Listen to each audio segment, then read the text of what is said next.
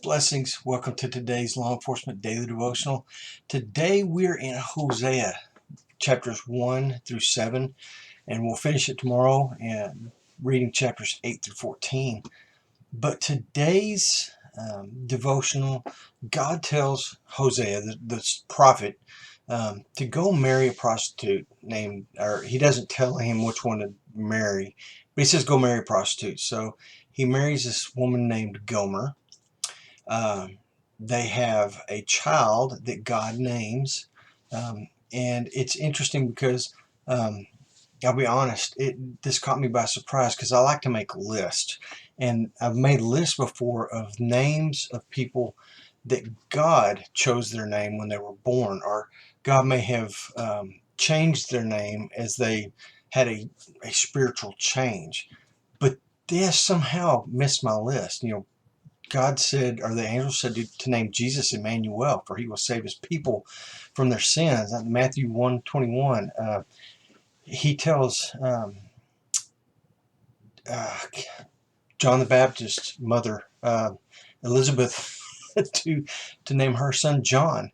Um, and so anyway, there's a list, but I just never, I don't know why I didn't put together that God told Hosea what to name his three children.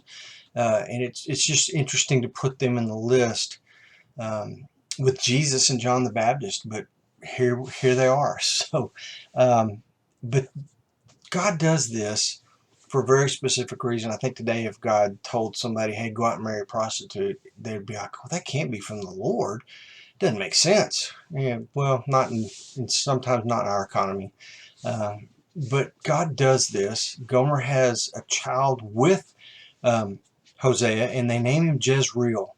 And Jezreel, if you will remember, was the name of the city. Or we may not have gotten to that yet. That's in Kings, I think 2 Kings. Jezreel is the name of the city that Jezebel is from. Jezebel and Ahab were terrible king and queen and did a lot of really bad things. But she resides in the city of Jezreel. And he's named Jezreel, which is really interesting. Um, we absolutely have gone over that story before. Sorry. Um, but here, and this is a picture, what God's doing here is he's going to show him through this physical marriage the birth of one child that belongs to him. And then she has two kids while she's married to him that aren't his. And God, one of them, he says, name him this because you are not my people. And that's what the name means. And so it's interesting to see God play out this picture of um, God being the husband and Israel being the bride, and how it is God showing Israel that they are playing the harlot, that they are leaving God, their husband, and they're going and they're having all these other relationships with other gods, and it's spiritual idolatry, and it's spiritual adultery. But he uses this physical picture of a man and a woman, God and his bride, to show us what he's talking about here and to kind of bring home to Israel what they're actually doing in a way that maybe they can understand it better.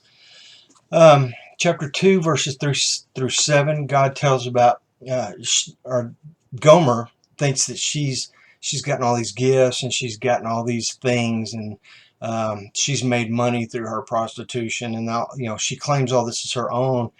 And God says, do you not realize that I'm the one who provided you all these things? And you think you're the reason you have all these things? But anyway, 2:8, she has not acknowledged that I was the one who gave her the grain, the new wine and oil, and who lavished her the silver and gold, which they turned and used for Baals. They used these items to worship other gods, things that our God, had given her. And then we see verses 8 through 3 that Gomer, like Israel, she is a picture of Israel, loves having all her possessions. She loves to party and drink wine and get drunk. She loves her independence. She loves being rebellious, and she's very materialistic. And this is a picture of what Israel, the nation of Israel, is doing in this moment. And it's just really neat to see how God lines these two up in a way that people can understand what he's feeling. Um, After all this, um, it's a picture of grace. You would think God would say, I'm done with you. But here's what we read. I will betroth you to me forever. Yes, I will betroth you to me in righteousness and in justice, in loving kindness and in compassion. God's grace continues to amaze me. And I'm glad, because without grace, I would have no hope. So I depend on grace as much as this nation of Israel does, as much as Ahab did when he humbled himself before God and God showed him grace. Um, anyway, going on, it's interesting because Israel hears this and they say, man, let's turn back to God. And they make this motion to turn back to God. And God says, don't do this lightly. Don't be like the dew of the grass that, man, it's moist in the morning, and then as the heat of the day comes, it's gone. He says, be sincere. If you're going to turn to me, you better be sincere. And you better make it last. So it's a good reminder for us. Uh, anyway, that's Hosea 1 through 7. Tomorrow we're going to be in 8 through 14. So hope to see you back here tomorrow, read up and ready to go. Be safe.